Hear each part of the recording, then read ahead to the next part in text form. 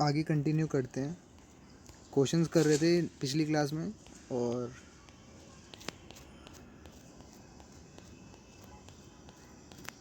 Let's see. ये chapter तो रह रहा है ना, बोलना मत, जो चल रहा है उसको दिमाग में रखना, ठीक है। नेक्स्ट क्वेश्चन एग्जाम्पल 10 आ जाता है हमारा। Two register of resistance R1 and R2 दे रखे हैं हमें, आर कनेक्टेड इन सीरीज़ और पैरेलल में, ठीक है।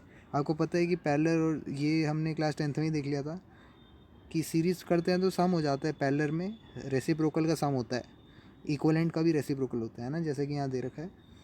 तो हमें क्या करना है, इस रिलेशन का यूज़ करके हमें इक्वलेंट रेजिस्टेंस निकालना है। और यहाँ पे एरर परसेंटेज भी एरर भी ऐड हो रखा है साथ में ना। तो इक्वलेंट रेजिस्टेंस सीरीज़ कॉम्बिनेशन का तो सिंपल है, दोनों को ऐड कर देंगे और जो एरर है वो भी ऐड हो जाएगा, क्योंकि जैसे मैंने आपको बताया एरर की एडिटिव प्रॉपर्टी होती है पिछली क्लास में, है ना। अब बात करते हैं यार पैरेलल कॉम्बिनेशन की।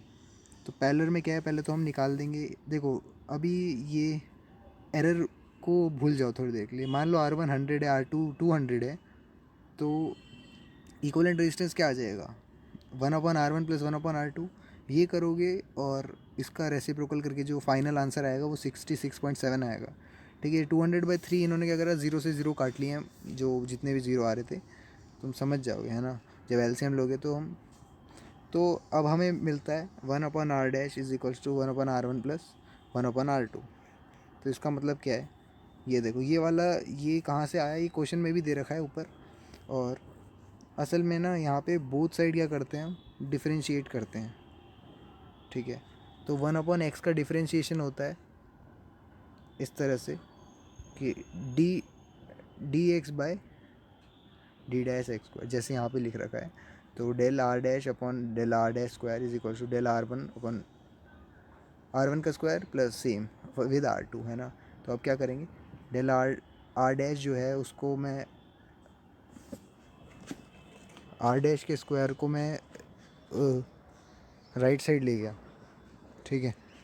और सारी वैल्यूज़ को पुट कर दिया। r डैश का स्क्वायर हमें पता ही है क्या है, और del r1/r1 डैश क्या होता है, ये जो हमने बोला था रिलेटिव एरर बोला था, है ना।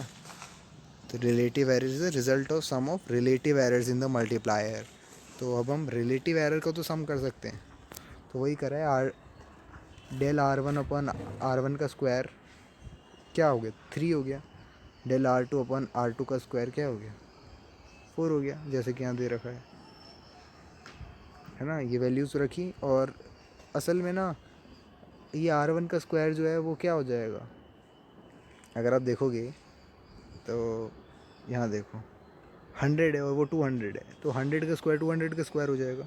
तो उसको 66.7 के नीचे ही लिख दिया, इनका होल स्क्वायर कर दिया, ठीक है। फाइनल आंसर जो आएगा तुम्हारा स्क्वायर प्लस वगैरह करके 1.8 आ जाएगा। ये अच्छा क्वेश्चन था यार। r डैश आ जाएगा, इसका मतलब r की एक्चुअल वैल्यू में एरर जितना हो रहा है वो ऐड करना। तो इतना ओम्स आंसर आएगा। ओम लगाना मत भूलना, हाफ मार्क्स कट जाता है। मैं ये थ्रू आउट द ईयर तुम्हें बताता हुआ चलूँगा, ठीक है, यही होता है यार। तो r डैश जो है उसको एक्सप्रेस कर दिया as 1.8 instead of 2 is kept in conformity with the rules of significant figure, ठीक है। ध्यान देना इस बात का। फिर बात करते हैं नेक्स्ट की। ये सी पार्ट कहाँ से आ गया, अच्छा। Error in case of measured quantity raise to a power. तो मान लो रेज टू अ पावर निकालेंगे, अगर z है हमारा एरर तो a² है suppose, then del z/z is equals to del a/a plus del a/a, ठीक है, is equals to 2 del a/a। तो यहाँ पे क्या करा, here the hence the relative error is a² is 2 times the error in a। ये चीज़ समझ में आई, क्योंकि क्या हुआ, तुमने पिछले एग्जाम्पल में देखा था कि एडिटिव प्रॉपर्टी आ जाती है जब भी हम रिलेटिव एरर्स की बात करते हैं। तो मतलब जब तुम सिंपल प्लस करोगे माइनस करोगे तो एरर्स ऐड होते हैं, मगर जब डिवाइड मल्टीप्लाई के केस आएगा, जैसे यहाँ पे देखा आपने कि अगर हमारा suppose z is equals to a² है, z क्या था, यहाँ पे क्या लिखा है कि when two quantities are multiplied or divided, the relative error in the result is the sum of the relative error in the multiplier. ठीक है, मल्टीप्लायर्स के सम के रिलेटिव एरर के बराबर होता है ना। तो तुमने देखा था ये डेल जेड अपॉन जेड जो ये रिलेशन बना वो Z equal to A into B से बना था। देखो लिखा है ना, suppose Z is equal to A into B. अब मान लो Z is equal to A into A होता तो क्या होता, Z equal to A square हो जाता। और उस केस में क्या करते, बी डेल बी अपन बी की जगह डेल ए अपन ए दोबारा आ जाता, यानी ट्वाइस हो जाता। तो एक चीज़ हमें समझ में आती है, relative error in a square is 2 times the error in a. तो in general if z is equal to, अब समझना ठीक है। अब डायमेंशंस पे आ रहे हैं हम। तो अगर जर्नली देखा जाए कि अगर z is equals to A raise to power P B raise to power Q upon C raise to power R है, ठीक है। मान लो पी क्यू आर ऐसे ही नंबर्स हैं, ए बी सी भी एक नंबर्स हैं, ठीक है। मतलब वही है, जो भी क्वांटिटी है उसको दिखा रहे हैं बस। तो del Z upon Z is equals to P आगे आ जाएगा। कुछ नहीं करना यार तुम्हें, चिंता मत करो। बस यहाँ पे जो भी पावर होगी उसको आगे लिख देना बस। जैसे मैंने बोला ए स्क्वायर है तो वो क्या हो जाएगा 2a हो जाएगा। ऐसे ही करके मान लो ए की पावर p है तो p आगे आ जाएगा और del a upon A side में हो जाएगा। रिलेटिव एरर जो है इंडिविजुअल का सामने साइड में हो जाएगा। और भले ही डिवाइड हो मल्टीप्लाई हो कुछ फ़र्क नहीं पड़ता, सबको ऐड ही करना है। तो जैसे ये आप देख सकते हो, p मैंने वहाँ लिख दिया, उसके बाद del a upon a plus q del b upon b plus r del c upon c हो जाएगा। तो यही हमारा रिलेटिव एरर होता है। तो रूल क्या हो गया, relative error in a physical quantity raise to power K is the K times the relative error in the individual quantity. समझ में आती है बात, आगे बढ़ते हैं। ठीक है, पॉज करके समझ लेना, समझना है तो, ज़्यादा है नहीं कुछ। फाइंड द रिलेटिव एरर इन, अच्छा एक अच्छा सा क्वेश्चन, ए की पावर 4 बी की पावर 1/3 अपॉन सी की पावर 1 डी की पावर 3/2। क्या करेंगे देख लो, था ना सिंपल। 4 आगे लिख दिया, 1/3 आगे लिख दिया, सबको ऐड कर दिया।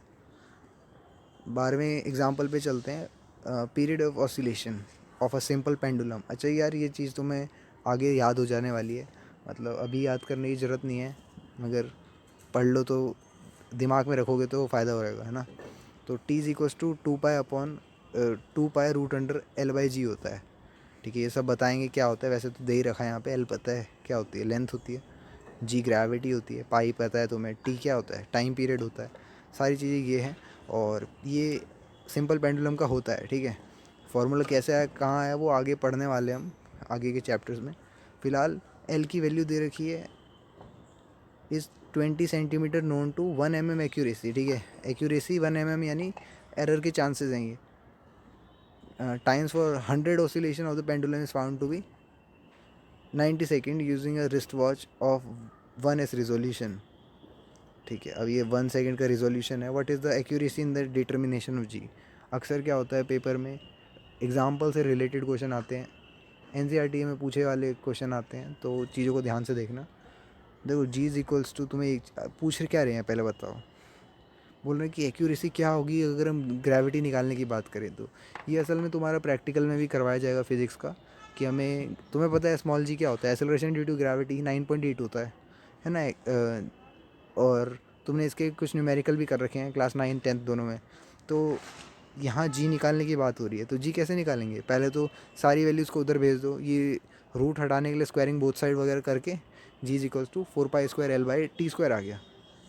अब टी जो है वो ये स्मॉल t/n है ना। कि देखो यही होता है ना, टाइम कितना होता है कि कितना रिजोल्यूशन, कितना रिवॉल्यूशन लिया, कितना ऑसिलेशन हुआ, तो t/n हो गया। और del T is equals to del capital T is equals to del small t/n हो गया। तो इसका मतलब क्या है, del capital T upon T is equals to del small T upon small T. ठीक है, ये चीज़ तो तुम्हें समझ में आ रही होगी कि है ना टाइम पीरियड का क्या चक्कर चलता है। The error in both L and T are the least count errors. ठीक है, लीस्ट काउंट एरर्स हैं, therefore del G upon G is equals to del L upon L plus 2 del T upon T. ये चीज़ समझ में आई क्या हो रहा है। देखो 4 तो हमारा कांस्टेंट है, पाई स्क्वायर भी कांस्टेंट है, बचा हमारे पास L और T। तो T का क्या हो रखा है, स्क्वायर हो रखा है, और हमें पता है डिवाइड हो मल्टीप्लाई हो कोई फ़र्क नहीं पड़ता, प्लस करते हैं। तो L del l by l यानी relative error in l plus twice of del T by t कर दिया है ना, रिलेटिव एरर इन टी कर दिया। ट्वाइस क्यों करा समझ में आया, क्योंकि टी का स्क्वायर था। तो अब डेल एल बाई एल कितना है, देखो 1 mm की एक्यूरेसी थी, तो इसका मतलब 0.1 सेंटीमीटर 1 mm को लिख सकते हैं। देन 20 सेंटीमीटर को डिवाइड कर देंगे। अच्छा यूनिट सेम कर देना, ऐसा मत सोचना कि सेंटीमीटर में ही लेना ज़रूरी है, दोनों को मिलीमीटर में भी लोगे तो भी यूनिट सेम रहेगी तो कट जाएंगे है ना, और इसकी कोई वो नहीं होती है परसेंट, मतलब एरर की जो वो कोई यूनिट नहीं होती है ना। वो जो ओम में आंसर आया था तुम्हारे पिछले, ये जो मेरे लेफ्ट साइड में है, वो असल में रेजिस्टेंस था जो निकाला था है ना। अब मैं तुम्हें रिलेटिव पूछूंगा जैसे डेल आर बाई आर पूछूंगा, तब तो यार कुछ होगी नहीं उसकी, क्योंकि कट जाएंगे, कैंसिल हो जाएंगे। तो वही 0.1 को 20 से डिवाइड करा, देन ट्वाइस ऑफ 1/90। 1/90 क्यों लिया, 90 क्या लिए थे उसने, बोल रहे हैं ना कि time for 100 oscillation of the pendulum is found to be 90 seconds using the wrist watch of 1 second resolution. ठीक है, तो 1 सेकेंड रेजोल्यूशन की यहाँ पे देखो सेकेंड से सेकेंड मिलाना, ठीक है, बाकी चीज़ को भूल जाओ। अभी ये जो 100 ऑसिलेशन जो है उसको साइड करने का तरीका मैंने ऊपर बता ही दिया। एन गायब हो गया ना, here T is equals to small T by N था, तो एन हटा दिया, क्योंकि हमें del T by T is equals to del small T by T हो रहा था, तो उसमें कोई फ़र्क नहीं पड़ता एन क्या हो। तो यहाँ पे हम क्या करेंगे, 1/90 कर देंगे, फिर इसको सॉल्व कर देंगे सिंपल। फिर परसेंटेज निकालना हो तो क्या करते हैं यार, 100 से मल्टीप्लाई कर देते हैं, जो आंसर आता है रिलेटिव का आंसर आता है। तो 100 in del g by g is equals to 100 into del l by l plus twice of 100 into del T by t, that is 3%। बात समझ में आती है, टाइम लगा लेना। सिग्निफिकेंट फिगर्स की बात करते हैं, जो कि ऊपर भी बोल रहे थे। As discussed above, every measurement involves error.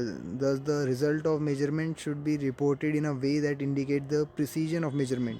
Normally, the reported result of measurement is the number that includes all digits in the number that are known reliably plus the first digit that is uncertain. ठीक है, थोड़ा आराम से बोलते हो यार, मैं ही कुछ और सोचते बोल रहा था। बोल रहे हैं कि हर मेजरमेंट में एरर होता है, ये बात हमें पता है। Thus, the result of measurement should be reported in a way indicates the precision of measurement, है ना। देखो अभी तुम एग्जैक्ट लेफ्ट साइड में देखो, लिखा है ना कि जो आंसर था, keep in conformity with the rules of significant figures, है ना। वही चीज़ हम देख रहे हैं। तो हमें कुछ इस तरह से आंसर बोलना है कि प्रिसाइज हो। ठीक है, अभी मैंने एक्यूरेसी प्रिसीजन की बात करी थी, चैप्टर 1 था आई गेस, या इसी में था, एनीवेज तुम्हें याद होगा है ना।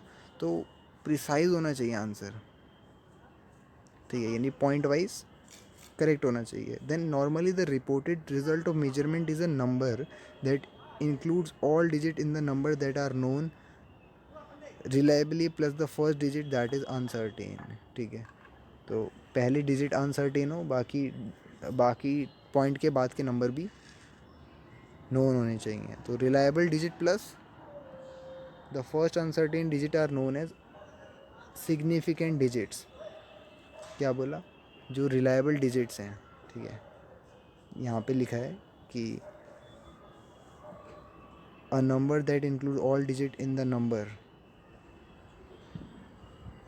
Normally the reported result of measurement is a number that include all digits in the number that are known reliably plus the first digit that is uncertain. तो ये फर्स्ट डिजिट अनसर्टेन होती है, बाकी की डिजिट को हम relay कर सकते हैं। जैसे कि मैंने बोला 287 है, तो मान लो 7 की जगह 86 हो गया, तो 286 होगा। फर्स्ट डिजिट जो है अनसर्टेन होती है, ठीक है। तो इन सबको मिला के यार हम reliable digit plus the first uncertain digit are known as significant digits, तो इनको सिग्निफिकेंट डिजिट कहते हैं, ठीक है, और significant figures. If we say the period of oscillation of a simple pendulum is 1.26 लिखा है, हाँ, second the digit 1 and 6 are reliable and certain, सही बात, while the digit 2 is uncertain. तो 1.6 में 1 और 2 क्या है, रिलायबल और सर्टेन है। Thus the measured value has 3 significant figures, तो यहाँ पे 3 significant figures हो गई। The length of the object report after measurement to be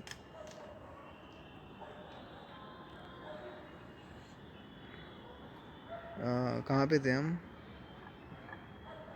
हाँ, 1.62 second. The digit 1 and 6 are reliable and certain while the digit 2 is uncertain. The measured value has 3 significant figures. तो length of an object reported after a measurement of 287.5 centimeter has 4 significant figures. ठीक है, तो digit क्या क्या है वो? 287 are certain while 5 जो uncertain है. ठीक है, अब ये सर्टेन हो चाहे अनसर्टेन हो, सबको मिला के सिग्निफिकेंट फिगर बोला जाता है. ध्यान देना. Clearly reporting the result of measurement that include more digit that than the significant digit is superfluous and also misleading since it's a wrong idea about the precision of the measurement. दोबारा बोलता हूँ यार. Reporting the result of measurement that include more digit than the significant digit. ठीक है, कोई मान लो 10 significant digit है, तुम 11 बोल रहे हो, तो मिसलीडिंग है यार, रॉन्ग आइडिया है. तो द रूल ऑफ डिटर्मिनेशन मतलब प्रिसीजन वाइज. ठीक है, एक्यूरेसी वाइज नहीं, प्रिसीजन वाइज, क्योंकि प्रिसीजन में हमें सारे डिजिट्स का ध्यान रखना होता है, स्पेशली डेसिमल के बाद वाली. The rule for determining the number of significant figures can be understood from the following example. देख लेते हैं एग्जाम्पल को. Significant figures indicate all as already mentioned the precision of measurement which depend on the least count of measuring instrument. ठीक है, तो least count का कितना precise है वो भी देखना पड़ता है. तो सिग्निफिकेंट फिगर इंडिकेट करती है the precision of measurement which depend on the least count of measuring instrument. देखो, choice of change of different units does not change the number of significant digit और फिगर्स इन अ मेजरमेंट. बोल रहे हैं कि a choice of change of different units, ठीक है, does not change the number of significant digit और figure in a measurement. मान लो यूनिट चेंज कर दी तुमने, सेंटीमीटर की जगह मीटर कर दिया, क्या सिग्निफिकेंट डिजिट चेंज हो जाएंगे? नहीं होगी यार. ठीक है, the important remark make the most of the following observation clearly. क्या ऑब्जर्वेशन है भाई? कहने की for example the length 2.308 centimetre has 4 significant figures. सही कह रहे हैं, but in different unit the same value can be written as this metre और दैट माइक्रोमीटर. तो all these numbers have the same number of significant figures जो कि हैं 2308, namely ये 4. ठीक है, this show that the location of decimal point is of no consequence in determining the number of significant figures. तो decimal सबसे आगे हो, सबसे पीछे हो, सेंटर में हो, कोई दिक्कत नहीं. ठीक है, ध्यान देना इस बात का. हम आखिरी वाले ज़ीरो को नहीं गिन रहे हैं. तो एग्ज़ाम्पल क्या बताता है कि ये समझ लेना. अगर कोई पूछे तुमसे, कोई मतलब पेपर में आए या फिर वाइवा में पूछे कि ऑल द नॉन ज़ीरो, मतलब ये सारे फैक्ट्स हैं, रिमार्क हैं एक तरह से, all the non zero digits are significant. सही बात. ठीक है, और ज़ीरो अगर है तो वो दो बिटवीन 2 नॉन ज़ीरो डिजिट होना चाहिए, वो सिग्निफिकेंट होगा, no matter where the decimal point is. ठीक है, if the number is less than 1, the zero on the right of the decimal point but the left of the first non-zero digits are not significant. क्या बोला? अगर number एक से छोटा है तो जो राइट में है ना डेसिमल पॉइंट के, अपने राइट हैंड को देखो, but the left of the zeros on the right of the decimal points but to the left of the first non zero digit. ठीक है, देखो राइट में हो और left of the first non zero digit. जैसे ये नीचे वाला एग्जांपल है, non zero digit are non significant. जैसे देखो, the underlined zeros are not significant. कैसे कह सकते हैं? पहली बात तो ये राइट साइड में है. ठीक है, आई एम टॉकिंग अबाउट ये 2308 के पहले जो है ना, ये क्या कह रहे हैं, डेसिमल के राइट साइड में, मगर लेफ़्ट में है हमारे नॉन सिग्निफिकेंट डिजिट्स के, तो इन ज़ीरो को काउंट नहीं करेंगे. सही बात कह रहा हूँ. आगे बढ़ते हैं. The terminal or tailoring zero in a number without a decimal point are not significant. तो बोल में टर्मिनल या फिर टेलरिंग ज़ीरो जो होते हैं without a decimal point are non significant. तो 1 2 3 मीटर को हम इतना सेंटीमीटर, इतना मिलीमीटर ले सकते हैं, तो 3 सिग्निफिकेंट फिगर्स रहेंगी. तो टेलरिंग ज़ीरो जो है वो सिग्निफिकेंट नहीं है. However you can also see the next observation. ये चीज़ समझ में आती है? आखिर में कितना मर्जी ज़ीरो लगा लो, सिग्निफिकेंट नहीं है.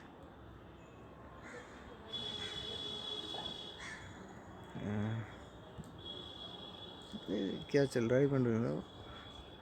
अच्छा अच्छा, ठीक है. तो बोल रहे हैं कि the trailing zero in a number with decimal point are significant. दोबारा सुन लो, trailing zero in a number with the decimal point are significant, तो द नंबर दिस और दिस हैव 4 सिग्निफिकेंट फिगर। 4 कैसे हैं, अब समझ में आता है कैसे है। देखो पॉइंट के बाद अगर ज़ीरोज़ हैं तो वो सिग्निफिकेंट रहेंगे। थोड़ा थोड़ा कन्फ्यूज़न होगी तुम्हें, कहोगे कि पॉइंट के बाद वाले तो नहीं होते हैं सिग्निफिकेंट, या फिर पॉइंट से जब मैं 500 की बात कर रहा था तुम कह रहे थे एक ही सिग्निफिकेंट है, ये डबल ज़ीरो नहीं मानेंगे। मगर मैं 5.00 की बात कर रहा था, तुम कह रहे हो 3 है। ठीक है, ये चीज़ समझ में आई एग्जाम्पल, तो ऐसा होता है। तो नंबर में ये देखो 3.500 में ये 4 सिग्निफिकेंट फिगर्स हैं, और यहाँ पे 0.06900 में पहले के 2 जो हैं वो उनको गायब कर दो, सिर्फ 6900 ही सिग्निफिकेंट फिगर्स हैं। ठीक है, होप तुम्हें समझ में आ रहा होगा यार मैं क्या कहना चाह रहा हूँ, क्या हो रहा है यहाँ पे। ठीक है, मैं अब कंटिन्यू करना चाहता हूँ आगे, मगर मैं सोच रहा हूँ नेक्स्ट क्लास में करें, मेरे को कहीं काम से जाना है। ठीक है, तो इतना पढ़ लेना यार इसको दोबारा से। मैंने कुछ क्वेश्चन 2 इंपॉर्टेंट कराए थे, रजिस्टर और पेंडुलम वाला, और साथ में ये सिग्निफिकेंट फिगर्स का चक्कर। होप तुम्हें समझ में आ रहा होगा यार। ठीक है, अभी इसको रिवाइज़ कर लेना, बाकी नेक्स्ट क्लास में करते हैं। ठीक है, चलो बाय।